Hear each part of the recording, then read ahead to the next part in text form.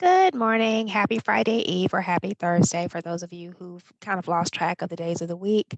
My name is Tanika Farr. I am one of two virtual A+ teachers here that have been working with you guys all up until this time. And it looks like we're coming to the culmination of everything, the final 2 days of our instruction for preparation for the AP exam. I am from Cambridge High School in Milton, Georgia. And my partner in crime, Mr. Horton, who is from New York, he is manning our Twitter page. Before we get started with today's lessons, I want to give a couple of shout outs.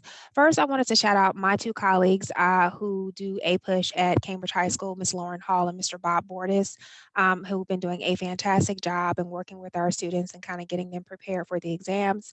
All of their hard work and dedication makes you wonderful teachers. In addition to that, we have some shout outs from yesterday. Mr. Haney from Huntington Beach High School, Mr. Pitts, Mr. Kish from Royalton High School, and I also have one for a shout out from Miss Connie Mason from Old Bridge High School as well in New Jersey. So again, thanks teachers for all the work that you've done. Thanks students for continuing to shout out your teachers to let them know that their hard work is appreciated. If you have any questions, make sure you tweet them to us at virtual a push, and also go ahead and follow us on Twitter so you can get any updates or any information that we send. So today we're going to talk about World War I, and not really the beginnings of World War I, even though I'll kind of take you through that very briefly. And then we're going to talk about the mass culture of the 1920s, and then I'm going to kind of give you a brief introduction to the Great Depression, and then Mr. Horton will pick that up on tomorrow.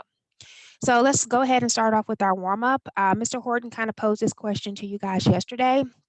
And if you took world history or AP World, this actually should be very simple. But what were the three major reasons that the United States entered World War I? Not getting confused with what were the major causes of the war, but what were the reasons that we entered World War I?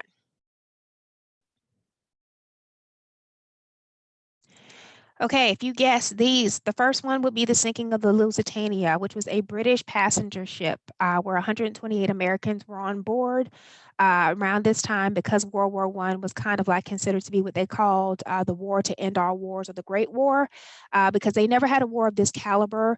The Germans had some new technology that they used, a submarine. And so they actually were able to sink ships that were a part of people who were part either, who are part of the Allies because they thought that they were enemy ships. And of course, this really did anger a lot of Americans. However, Woodrow Wilson, who was president at the time, did not want the United States to become involved. And we'll talk about that more as we get involved into the lesson. The second thing would be the German attacks on U.S. ships. Even though United States had declared their neutrality, and had also informed that while we are not engaging in acts of war with anybody, we will continue to do trade with whomever. The Germans felt that the United States actually supplying either, Britain or France during that time, or any part of any country that was a part of the Allies, was seen as a threat. And because they wanted the war to end, or again, they thought the war was going to be over within a month, and that was their original plan. They deemed that United States was more of a threat, even though we were claiming to be neutral. We were still kind of picking sides. And then the last one is going to be the infamous Zimmerman note, the note that was intended to reach the president of Mexico that basically said if they kept us preoccupied here, while the Germans finished their attack, then once the war ended over in Europe, they would then help Mexico reclaim back those lands that they had lost in the Mexican-American War. So those are the three major reasons for the United States entering World War I. All right, so we already kind of talked about things that we're going to kind of go through for today with World War I and the growth of mass culture. So we're going to look at the causes and consequences for the United States involvement. We already kind of looked at the causes, so now we're going to kind of talk about the consequences behind those. We're going to explain the causes and effects of international and internal migration patterns over time. And that is basically kind of looking at those individuals who came here from these countries and why we kind of maintained our policy of isolationism. Uh, and then for our skills, we're going to be looking at sourcing and citation, claims and evidence and sources, and contextualization. So we're going to look at several things as part of a DBQ that you would have, or some elements that you would have if you had a DBQ that talks about World War I and the growth of mass culture. So let's kind of go ahead and talk about what do you need to know. So I mentioned the word isolationism, and this is not something that we are unfamiliar with. Isolationism, you can honestly say, probably was something that was a part of that infamous speech by George Washington in his farewell address, where he talked about, staying out of foreign affairs. And then even more so, it was kind of brought to the forefront when you think about the Monroe Doctrine when it said, stay out of our hemisphere and we'll stay out of yours. So isolationism was a policy that we decided to practice when World War I first started in 1914. And you got to think about it. The war had been going on for a couple of years before we actually entered. We actually entered probably in the final year of the war. And the reason being is because we had a mass amount of immigrants that were coming into our country during that time. And if you recall, they came through one of two ports, either Ellis Island in New York or Angel Island inside of San Francisco. And so one of the things that we noticed is that, a lot of people identified with their old countries. Mr. Horton kind of mentioned yesterday that they moved into what are called ethnic ghettos or enclaves because they were reminiscent of their old country. Many of the first generation immigrants that came here felt no need to learn English at the time because of the fact that they were living in neighborhoods where it was not necessary. They were able to kind of be able to relate to everyone and they felt comfortable within that. And so one of the things that we feared is that if we were to choose sides and join either side during the war, that we were going to have another civil war. And that was something that the government and the president at that time did not want to take place. We were still trying to establish ourselves as a world power. And so we really wanted to kind of remain kind of isolated off. Although many people did oppose the Central Powers, especially the ruler of Germany, even though when you think about it, the war that was declared when World War I first started was actually between Austria-Hungary declaring war on Serbia. So we decided that it would be within our best interest just to remain neutral, to not take sides. While we did not necessarily engage in trade with Germany, we did do trade with Britain and France. So you can kind of say it was, we were saying that we're neutral, but at the same time, we're also kind of picking sides. But Woodrow Wilson, if you remember, he's one of the imperialist presidents. He was all about, moral diplomacy and really kind of wanting to spread the whole idea of democracy. He just didn't want to involve the United States in a part of the war. He basically just decided that it would be in our best interest to just kind of stay out of that. And so, when you think about it too, the fact that a lot of our population, a lot of them came from those countries, what if they decided to fight for their country's honor? So again, kind of looking at that whole idea of the internal threats or what would possibly happen if another war were to happen within the United States. We would not probably have survived another civil war, is what Woodrow Wilson's idea was thinking. So in a sense, we stayed out. So when 1914 hit and everything was happening, we remained neutral. And then, of course, by 1917, we're going to kind of get pulled in. So we talked about these three events. We talked about the Lusitania. I mentioned that was a part of your warm-up. And of course, one of the things that Woodrow Wilson did is he did react when the Lusitania was hit and those 128 Americans died.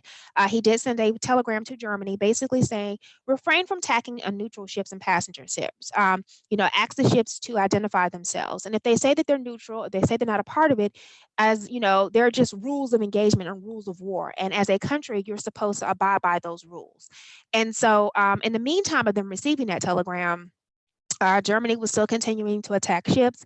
And then they finally decided that, yes, we're going to go ahead and agree with your demands. Because one of the things that Germany feared was that if the United States were to enter the war, that the Central Powers might actually lose. And so they did not want to take that chance by having the United States enter that war and prolongate something that Germany had already kind of anticipated being over between 4 to 6 weeks is what their whole plan was. And so eventually what's going to end up happening is that they're going to create what is called the Sussex Pledge. And this was after they actually sunk the ship, which is how it got its name. And so basically what will happen is that before attacking another ship that Germany probably deems as an enemy ship, they're going to issue a warning. And so by issuing this warning with their U-boats, they're basically giving the other ship an opportunity to either reply or to basically indicate that they are a neutral ship. That didn't last very long. By February 1st of 1917, they just decided that all bets were off, that, anybody could declare themselves as a neutral ship. And so they decided, you know what, all bets are off. We're going to do unrestricted warfare again. The second part is, besides hitting our ships, was of course doing blockades. Preventing us from entering countries. Again, while doing the blockade, by preventing the ships from actually coming in, they were basically still attacking our ships. And of course, the last thing is going to be the Zimmerman Note, which again basically told Mexico that they would help if they kept us preoccupied over here in our hemisphere. They would help us once they get done declaring war. So now we're involved in this war. So now what is going to happen? How do we react to this war? Because at this point, we fought, the French and Indian War, we fought in the American Revolution. We just had the Civil War, and now we're engaged in a bigger foreign war. This is the first time that America is going to be engaged with a war that's going to be outside of our hemisphere. Everything that we have fought up until this time, Mexican American, Spanish American, has been kind of in territories in which we were very familiar with, and now we're not. And so what's going to happen? How does a country actually prepare for a war of this caliber? Because of the fact that this was considered to be a great war, there are going to be machinery, there's going to be new technology, thanks to the second industrial revolution that's going to be used. A lot of things that we had not seen before are going to be kind of utilized during this war, and we got to prepare ourselves as a nation for a potential attack. Even if it means an attack on our grounds. So industry, I'd like to say, was booming. What Woodrow Wilson decided to do was to create the War Industries Board, and basically what they looked at. He got a Wall Street genius by the name of Bernard Baruch to kind of help him out to coordinate industrial production. So that meant factories that once may have produced textiles, that may have produced, milling, everything kind of switched over. Automobiles factories actually switched over and changed out. They had to look at things in order to prepare for that, weaponry. We had to kind of make sure that all that was in place. And in the meantime, we got to look at where all the shortages were. We also had to look at the fact that England and France had been fighting in this war for quite some time. What type of assistance do they need? How are we able to provide that assistance for them? And so now what we're going to have is the government for the first time in a policy, they used to be laissez-faire, kind of let alone, allow businesses to kind of regulate things. Now they're going to kind of set production and prices in the industry. And it's going to be great. So the next step is you got to get people there. How do we get people there? Now, we do have an Army and we do have a Navy. And so what they're going to create was called the Selective Service Act. Now, we've had a draft before. We had it in the Civil War. So this is not the first time that a draft has been used. But now with the Selective Service Act, this is going to basically say that we're going to draft all young men 21 and over, and they're going to serve in World War I. We still currently have the Selective Service Act. So if you are a male and you are 18, you are supposed to sign up for the selective service. It does not mean that if a draft is called, we haven't had a draft since Vietnam, but that it's actually required by law. If you fail to do that, then you will not be eligible for any type of financial aid. It actually is considered to be illegal for you to do that. So it's actually just a card verifying. You sign it and then you send it back, and therefore you are basically a part of the selective service. But instead of being 21, it happens on your 18th birthday. Fortunately, we have an all-volunteer Army. So again, it's been many, many years since we've had to institute a draft. However, do understand that Congress does have that ability to restore the draft at any time. So now I mentioned Uncle Sam, and now you're going to probably see one of the most famous posters that existed during that time once the draft happened. So for very quickly, if you'll take a look, this is what I like to call World War I propaganda. So who would be the intended audience, and what is the point of view that you see here for both posters? Take a few minutes.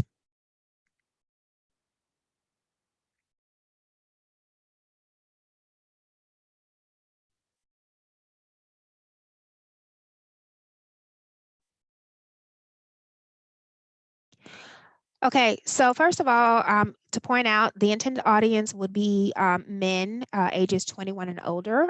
These were both draft posters. This one actually still exists. This is probably one of the most oldest posters and most famous posters. They still use this in the U.S. Army. If you'll look at the point of view, they're basically depicting, especially when you look at here, when it says, "I want you for the U.S. Army," in the nearest recruiting station, Uncle Sam kind of represented patriotism, and that was something that was very sacred to people back then. Nativism and all that kind of things. And so he was kind of like the symbol for, besides Lady Liberty, the symbol for Americanism and also for the ideals.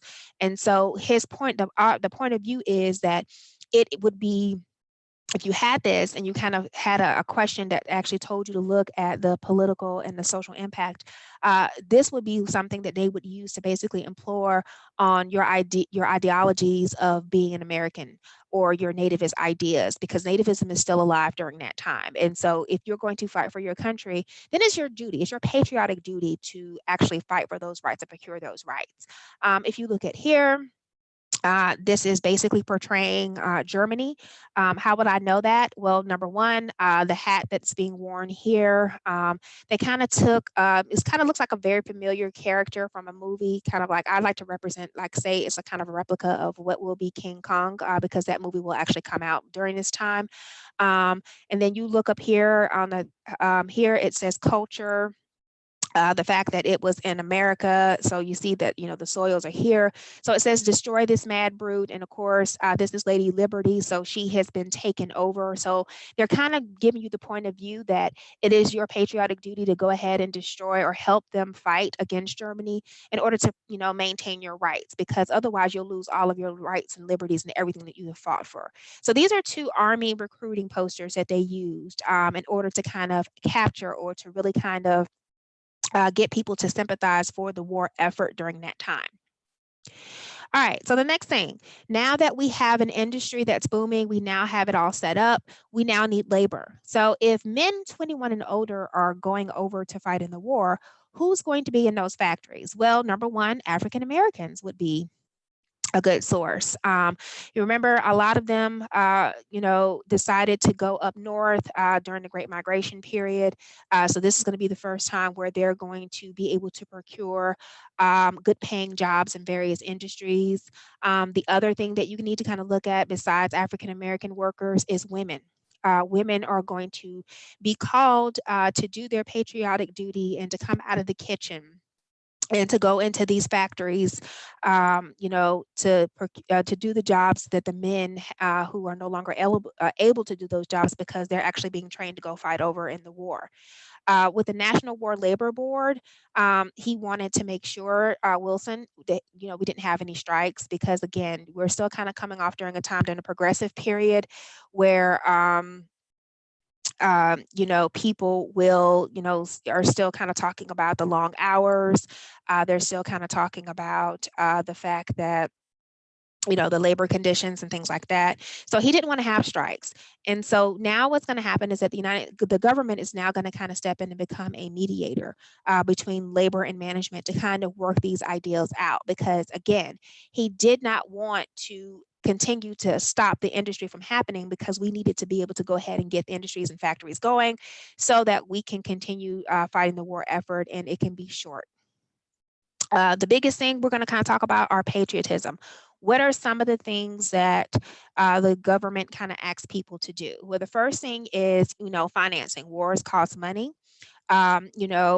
Governments, they can put taxes into place. However, other things that they decided to do was they decided to sell what are called liberty bonds or war bonds. And it wasn't just, bonds that were sold to people who are wealthy. Everyday ordinary citizens, patriotic. If you were patriotic or considered yourself to be patriotic, you would buy these bonds for a set price, and then they will mature, and you would get your money back with interest. And that was how they managed to sell those Liberty bonds. Again, not the first time that we've done this. Liberty bonds or war bonds have been sold in various wars, and that is pretty much how a lot of the financing for wars have happened throughout our history. And, again, patriotic citizens, that's what they kind of placated on, kind of utilizing that in order to kind of encourage people to buy these bonds. Other things is that Herbert Hoover, who was a part of Congress during that time, he was appointed to help feed the starving people of war-torn Europe. So one of the ways that we did that was because, war had been raging on inside of France, and Britain has been sending assistance over as well, is to kind of get food to those individuals, to civilians and to soldiers, to kind of help them out, because if you remember, the Germans had a plan about the fighting on the Eastern and the Western Front. And, again, France was kind of involved with that. So they really wanted to kind of help out those members of the Allies to kind of make sure that they're okay before we actually join the war. Because again, we've fought in wars, but we've never fought in a war of this caliber. And then the last one was something called Victory Gardens. And this is where people were encouraged to grow certain things and not to go out and purchase those things, because farmers who were pretty much grew the nation's food and supplied the markets, they were going to encourage farmers to grow this food to send over to war. So they figured you can do your part. So they actually asked people to do certain days. So like Mondays would be like meatless Mondays, Wednesday would be wheatless Wednesdays, Fridays would be fatless Fridays, where you would go without certain meats or fatty items, and then Sunday or Saturdays can be sugarless. And so while people were doing this, again, it was kind of like their patriotic duty. And so people really kind of fed into that and really, really wanted to show their patriotism. For a lot of people who were immigrants during that time, this was their way of stepping up and showing their patriotism in order to avoid, kind of being looked at or identified as being a threat to the nation. Speaking of threats, let's talk about what are considered to these things that are called unpatriotic acts. As we're kind of going through this, questions for Twitterverse. Tweet out to Mr. Horton which one of the amendments are being violated as I kind of talk to you guys about this. So one of the things that they talked about was dissent. It was not allowed, you were not allowed during this time to speak ill of the war or speak ill of the president or speak ill of Congress or anything that would be seen as treason. So if you did say something about the government or misrepresented the government or even printed something about the government, the Congress at that time stifled dissent. So they did not want any they wanted everybody to kind of come together. So having people kind of speak out against the war when they're trying to bring the country together was kind of seen as, unpatriotic. Eugene V. Debs, I think Mr. Horton kind of talked about him yesterday, a huge labor leader. Actually, he was like the #1 labor leader in America. He was actually sent to prison because he made speeches. He talked about he was opposed to World War I. He was not the only one. You had several people who printed things in newspapers who found themselves being arrested. And so you also had people who would protest outside of the recruiting stations and, just kind of being what the Congress or the federal government deemed as being disrespectful. So they created a series of acts. The first one was called the Espionage Act, which basically just says a person could be jailed for obstructing recruitment for the U.S. Army. In other words, if Army recruiters were out in neighborhoods, they could not stop them. They could not actually picket or protest outside of Army recruiting stations. They couldn't encourage people to go away. They couldn't turn people, try to turn people away or prevent a blockade from doing any of that. The Sedition Act, which I'm going to go into more detail about, basically just says a person could be fined for showing disrespect to the American flag. So you couldn't burn it, you couldn't rip it in half, you couldn't throw it on the ground, you couldn't do anything, again, that was considered to be unpatriotic. And so the federal government really was trying to crack down on this because they wanted to have everybody, again, the nation kind of come together, and they did not need to have any more dissension. When you think about it, they had to kind of think about what happened with the draft riots that happened inside of New York when the Civil War was going on, and how these riots had went on for days, and how people were hanged, pretty much parts of New York that were burned. And so they were kind of thinking, if this were to have another issue with the draft riots that happened in New York, we're not going to have this happen again, because this is going to happen. It's going to impact the nation overall.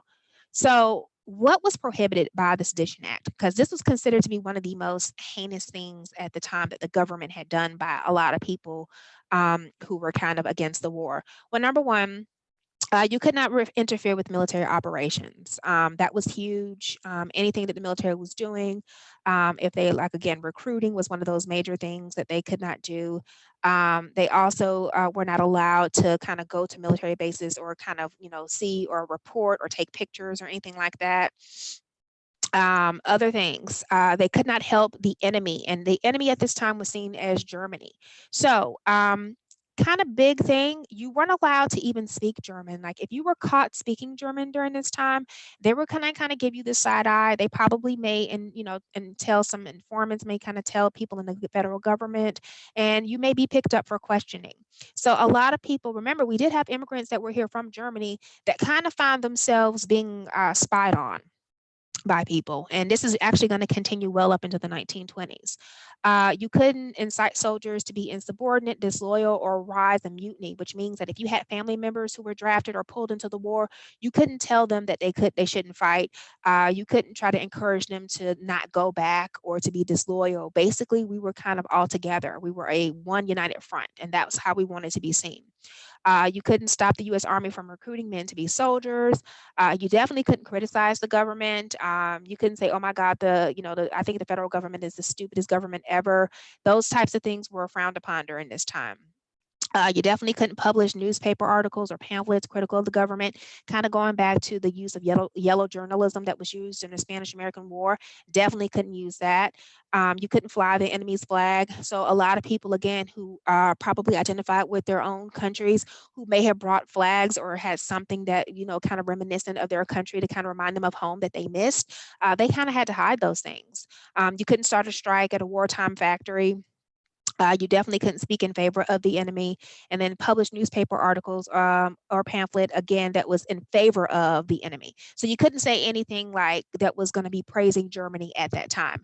And I'm being told that Liliana Gordon was one of the first ones to get the answers right. So if you think about it, the Sedition Act was a clear violation of freedom of speech, freedom of press. So basically, that very First Amendment, a lot of the First Amendment rights are being violated here by the Sedition Act.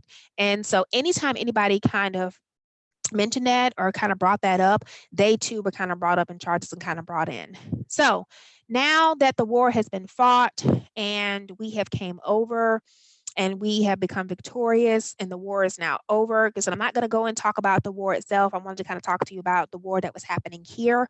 But if you guys took world history, you know that the war had ended in 1918.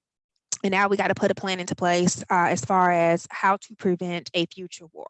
So that's why they call this the Great War or the war to end all wars, because again, their thought process was that there was not going to be a World War II. However, you will find that this war actually will set the stage for World War II. It was basically going to be inevitable. So Woodrow Wilson is in his second term.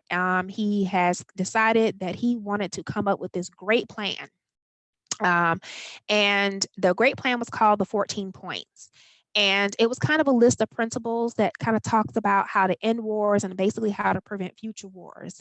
It kind of talked about the idea of self-determination, because if you remember, one of the biggest things, if you remember the causes of the war and you remember Maine, which is militarism, alliances, imperialism, and nationalism, nationalism kind of saying countries who identify or, are nations that identified as not being a part of a larger country, but as their own independent nation, they should have the right to self-determination, which means they should have a right to decide if they want to be their own independent country versus being a part of a larger nation. Because, with imperialism, that was what, if you recall that scramble for Africa, and also kind of some of the things that we were doing as we were annexing pieces of land, as we were kind of going through and kind of becoming a world power, they wanted countries to have that right to choose. And then his biggest plan was the League of Nations, this organization that was supposed to be like the policing power of the world.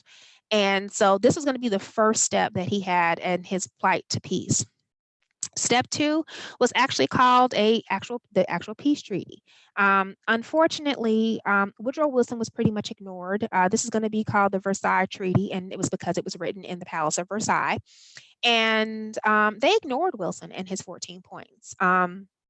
if you ever get a chance, or if you had the opportunity to look at the 14 points, there was no actual blame that they put in the, that's what Wilson said. It was like, let's not blame a specific country. Let's kind of look at how we can settle this and really kind of maintain peace and really kind of encourage peace. But England and France were a little bit very bitter because of the war was fought mostly on their territory. So they were more vengeful than the United States. They kind of felt like the United States was being a little bit too lenient. And so as Wilson was ignored by this, he kind of had to take a step back for a moment and really kind of focus in on things that were going to be happening over in the United States during that time.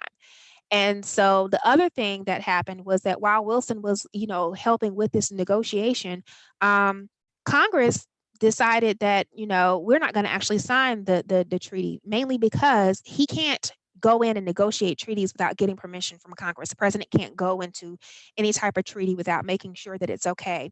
And so the Senate especially decided that the United States is not going to sign this treaty. It's not. It's just not. Like, we didn't agree to this. We didn't say, how it's going to be beneficial. They were looking at all of the assistance that we had given Britain and France during the time of war. That has to be paid back. And so in addition to that, refusing to join the League of Nations. And so Woodrow Wilson kind of was not, he was basically embarrassed. He went to, these leaders of this country, he's supposed to be a leader of a powerful nation. He put together what he thought was a good plan. And of course, kind of came together with a good idea with the League of Nations. And Senate said, no, we're not signing the treaty. We're not being a part of the League of Nations. We're going to kind of go back and draw back into isolationism, allow them to handle their business. Again, we're going to kind of go along those lines of the Monroe Doctrine, which is we're going to kind of stay out of that hemisphere. So Woodrow Wilson was rightfully upset. He did have a stroke, and it caused him to become paralyzed. And so, now what's going to happen in America now that the war is over with? How do, everybody feel at this point? And so what you're going to start to see is that as we enter into the 1920s, and I say growth and mass culture of the 20s, you're going to start to see a lot of transition from the federal government, their role, and then of course other people and how they're going to kind of look at life, because this war is going to kind of make people look at life very, very differently. So let's jump into the other part of this. All right, so the 1920s had three major presidents. We have Harding, who died in the midst of a scandal. You have Coolidge. He did talk, he only talked when it was necessary. And that was actually his moniker. He never said more than what was necessary. And then Herbert Hoover, who's going to come in towards the end of this era, and he's going to get the blame for the Great Depression. We always kind of talk about with the 20s, we refer to it as a roaring 20s. And so here's a question for Twitterverse, because we have talked about this. The 1920s is often compared to what other decade that kind of had a lot of similarities during this time. And I will give you one hint. During that time, Eisenhower was a president, and he wanted to actually, he said that he wanted this decade of his presidency to kind of mirror what the 20s were. So see if you can come up with that answer first. Some authors, you probably have had this in your lit class. F. Scott Fitzgerald wrote The Great Gatsby, and if you haven't read the book, it's phenomenal, full of great symbolism. And it kind of talks about a soldier who kind of gets rich by becoming a bootlegger. And also, if you haven't seen the movies, most people have seen the one with Leonardo DiCaprio, which is an awesome movie. I love the graphics in there, but there's also an original one that was Robert Redford. Both of those are kind of great representations. You also have what is known as the Harlem Renaissance for African Americans during the Great Migration. And you'll have such rising stars like Langston Hughes and Zora Neale Hurston as people start to move into major cities and really start to have a rebirth for African American culture as well. So what were the Roaring 20s? Again, it was a period of isolationism. Again, Congress decided that they did not want to sign the Treaty of Versailles. They did not want to be a part of the League of Nations. So we're going to have nothing more to do with Europe. And so we're going to kind of become isolationists. A lot of people will refer to it as an era of mean-spiritedness. And that was because nativism is going to be at an all-time high. You have small town Americas that didn't like anybody who was so-called 100% American, meaning that you were born there. They didn't like foreigners and like immigrants, Catholics, Jews, African Americans. And of course, the 1920s is going to be seen as the heyday of the KKK. Now, remember, they came about during Reconstruction, and then they kind of died off a little bit once you kind of get into like the Gilded Age and Progressive era. Not completely, but they kind of lost a lot of their clout. And then they're going to kind of have a heyday again in the 1920s. It was kind of an era of get rich quick. People really kind of, wealthy, really kind of speculated. The stock exchange was huge during that time. So a lot of people were playing on Wall Street. And then for women, being a part of the war industry, really kind of coming out in the kitchen, really kind of going away from that Victorian era of, staying home, taking care of the kids, that whole idea of Republican motherhood. They kind of went away from that. They're going to get the right to vote. So everything that had been happening with the suffrage movement that had started way back in the 1820s is going to actually finally come into fruition.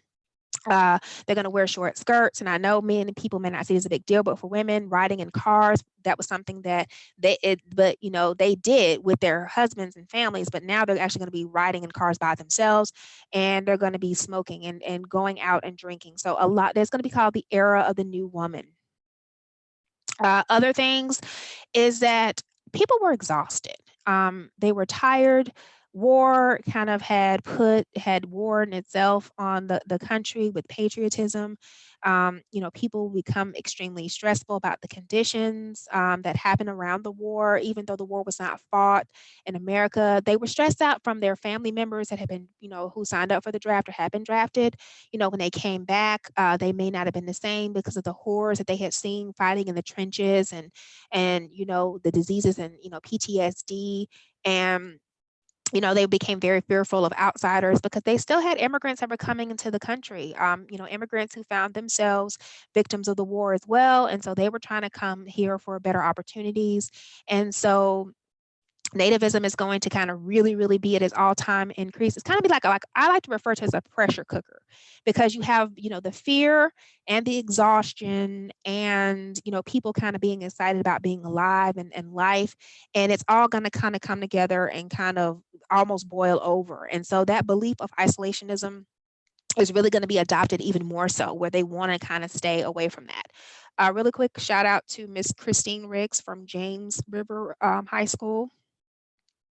And so now we're going to have what's called the fear of communism. So remember, during World War I, there was a point where Russia had pulled out of the war, had left the Allies right around the same time that the United States had kind of came in, because they were having their own revolution. And between the Bolsheviks and the Mensheviks.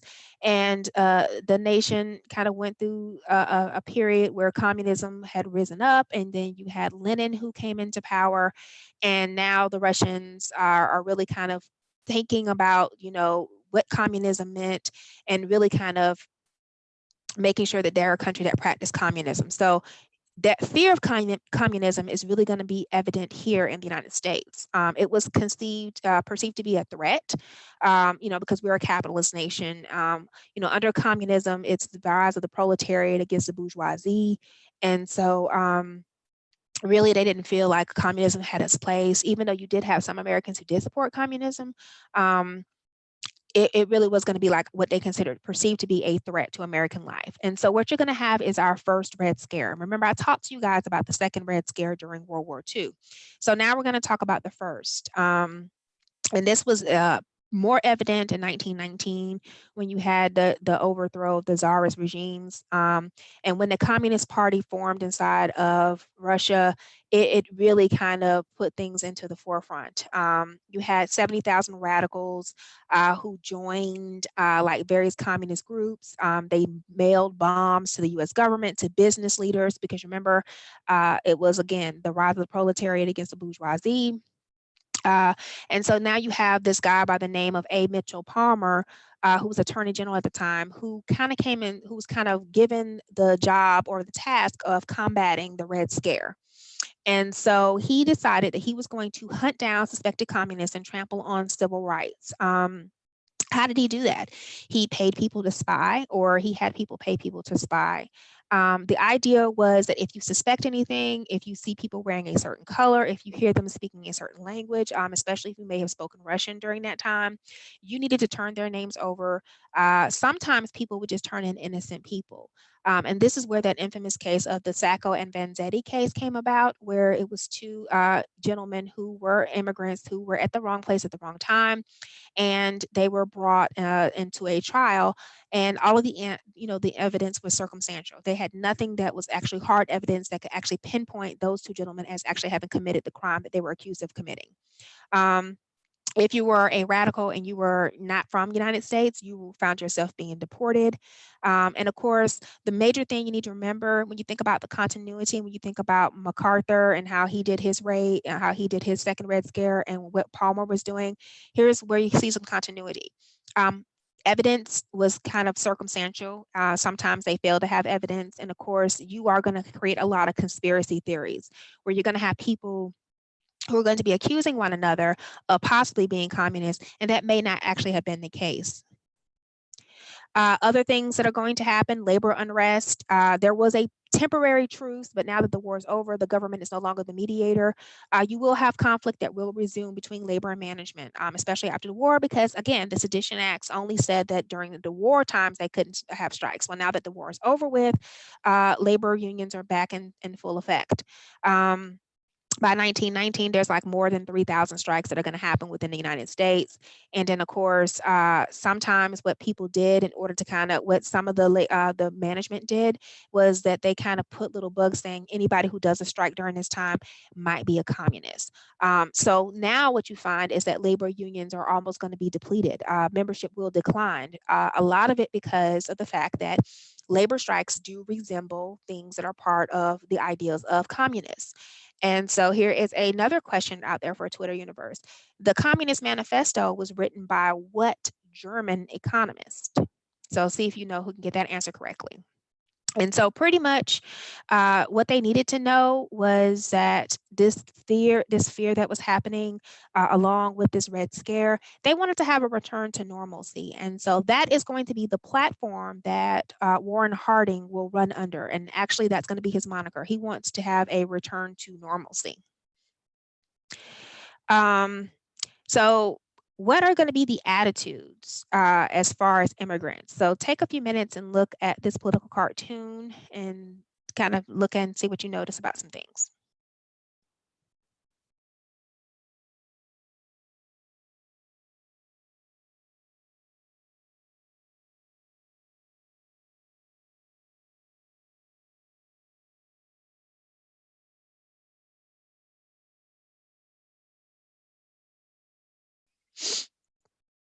All right, so kind of talking about the fear of communism and also with labor unrest, this is kind of looking at it. So what do you see in this political cartoon? Okay, so once again, this is Uncle Sam, and he has the scroll or the parcel where he says good intentions.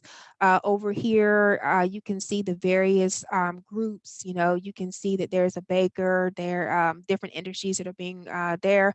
Also, they also represent immigrants. They're actually a part of this group as well.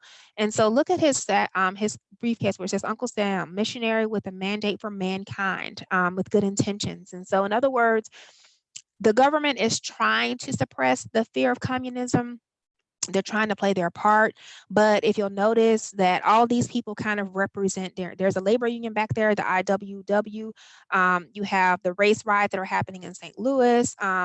You have the Seattle disorders. You have different police station riots. You have this one says Omaha lawlessness, the Washington race riots, the Chicago race riots. So all of these different things are happening behind Uncle Sam's back while he is trying to have good intentions for these potential immigrants that are coming into the country, who are also working in also the various industries that are being represented as well. And so when you look at this and you see this, the point of view that you're getting here is that this fear and this threat of communism is causing anarchy. So the potential things that you can kind of pull from this, if you look for like a point of view, the nation is in disarray. That the country or the president is not able to kind of do the civil rest that needs to happen. That there's a lot of fear, there's a lot of panic. when you think about it, the different representations that it has here, how everybody's just kind of allowed to just do whatever.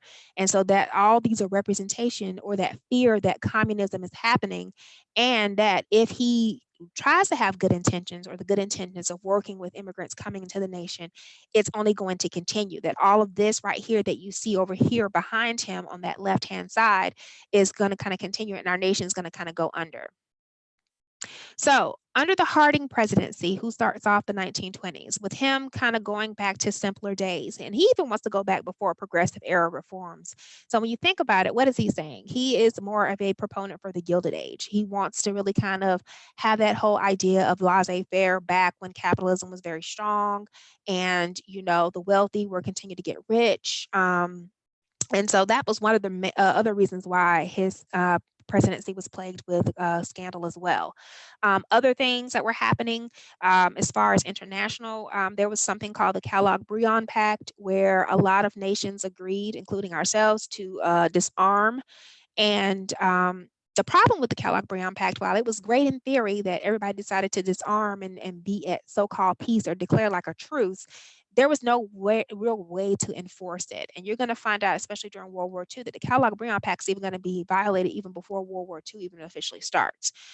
So one of the things that Harding needs to do to kind of get some normalcy back is he wants to pay off some of the debts. He wants some of the debt that had been accrued by Britain and France to kind of come back. So they're going to enact what is called the Dawes Plan. And the Dawes Plan is kind of like this ever-going cycle where, the Allies will pay us back for our role that we played as far as World War I. And then we were also giving out loans to countries. Germany at the time, we were trying to help out the Weimar Republic because they were trying to enforce democracy within their nation. And so we were giving them money. And then in turn, because of what the Treaty of Versailles said, Germany was then using the money that we were giving them to pay back the Allies. And so if you kind of think about what I just said, when I said ever-going cycle, basically the same money was circling around and around. There was never really any really true debt that was being paid off. So whatever the Allies got from Germany, they gave it to us. Whatever we got, we gave to Germany. And then whatever Germany got, they gave to the Allies. So think about that cycle and how that will also have an impact when the Depression comes as well. He also decided to raise taxes on imports as well. So he did kind of anger a lot of people during his presidency as well. Some good things that came out during that time, what they call them the Roaring 20 Amendments. Remember the temperance movement that happened in the 1820s? Well, they all came to fruition with the 18th Amendment. Alcohol is now prohibited.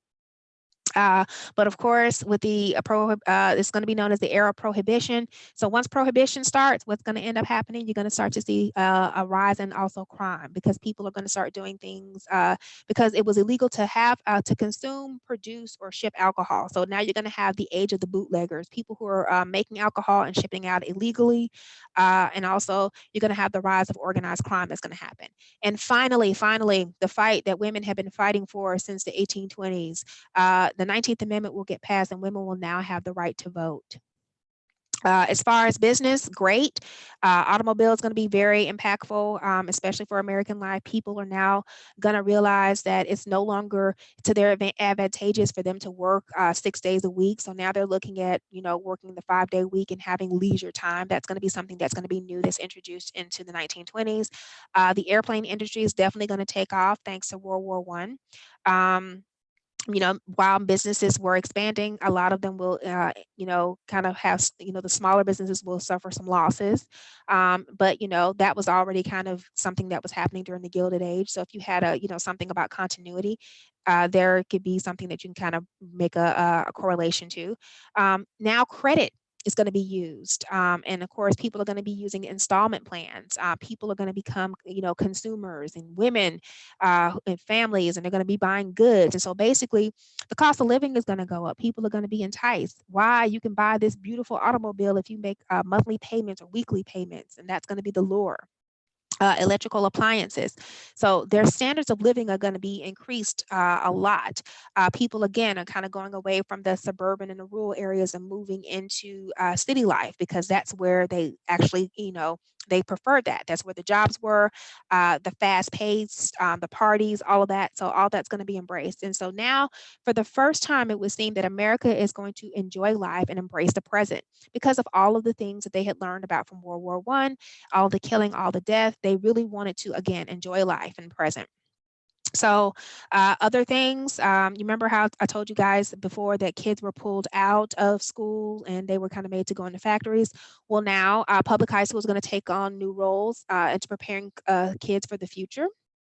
We're also going to have radio and how the expansion of news, and that's going to give people an idea of having that shared commonality of getting that news out.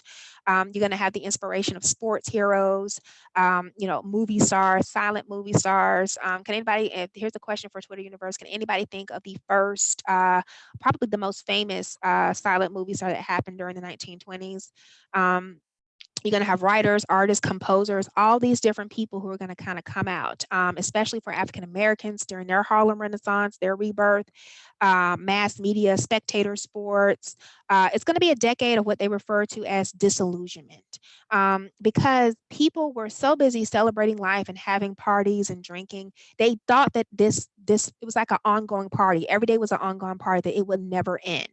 And so what's going to end up happening, you're going to start to see a lot of clashes. Fundamentalists kind of talk about the idea of creation. You're going to have the idea that you shouldn't teach evolution in schools. That's going to lead to the Scopes monkey trial. That's going to be very famous during that time. Again, people who were supporters of prohibition clash with those who ignored the law. So there's your organized crime that's going to kind of come about, and so it's going to be like a era of conflict. Those people who believe in traditional values of the home and the man working and the wife staying at home, that's going to be a traditional value. That's going to be a clash.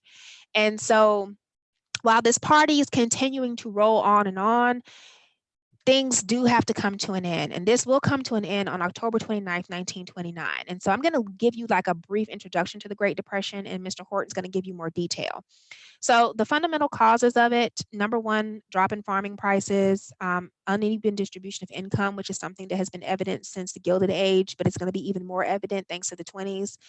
Those get rich quick schemes. Hey, you can earn, how you can turn $5 into $100 if you bet on the stock market. Overextension of credit. Again, people kind of living beyond their means, kind of going out and buying all these things but not necessarily being able to afford them.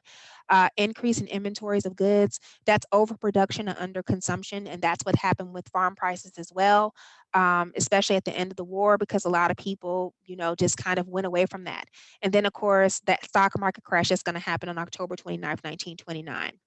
And then just to kind of summarize it up, overproduction, underconsumption, over speculation, easy availability, and uneven distribution. That's going to be like a huge summary for your causes. So when Mr. Horton takes over tomorrow, really kind of talks about the Depression and its impact, kind of keep these things in mind as he's going through, because everything he's going to talk about or mention is going to have something to do with one of these causes of the Great Depression. Very quickly, we don't have time for this one, sorry. Um, so really quickly, we just kind of went through World War I and the growth of mass culture. We looked at a little bit of sourcing, we looked at some claims and evidence, and we talked about contextualization as we looked at the period overall, kind of talking about it. So I'm going to leave you with this one AP exam practice. If you had to analyze the impact of, sorry, this kind of went in. If you had a question that says, analyze the impact of industrialization and technological change on American society between 1900 and 1930s, take a few minutes and read through this article here that's talking about Middletown, a study in American culture.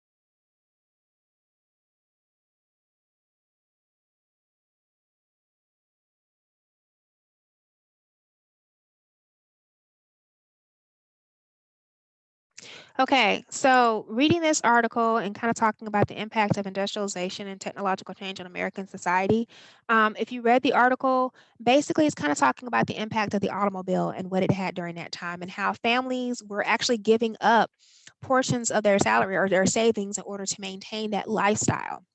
So it's kind of going along with the idea of people kind of living beyond their means. If you kind of mentioned or read some of the quotes, how one wife will basically said that she would give up eating for a week before she gave up the automobile.